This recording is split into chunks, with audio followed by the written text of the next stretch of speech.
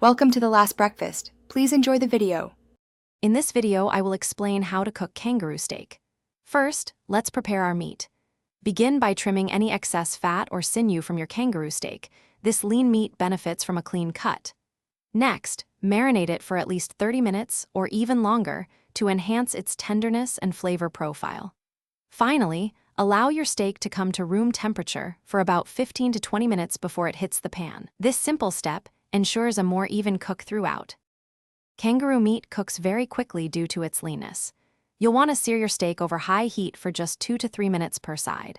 The ideal doneness for kangaroo is medium rare, reaching an internal temperature of 55 to 57 degrees Celsius. It's crucial to avoid overcooking, as this lean meat can become tough and dry if left on the heat for too long. A quick sear is all it needs to be perfectly tender. Once cooked, the next vital step is resting. Allow your kangaroo steak to rest for 5 to 10 minutes, loosely covered, before slicing. This allows the internal juices to redistribute, ensuring a more tender and flavorful bite. When you're ready to slice, always cut against the grain.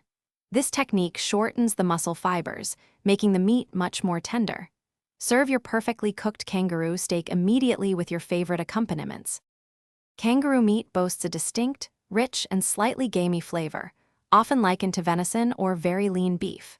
It pairs wonderfully with robust sauces such as a red wine reduction, a sweet berry compote, or even a tangy spicy chutney.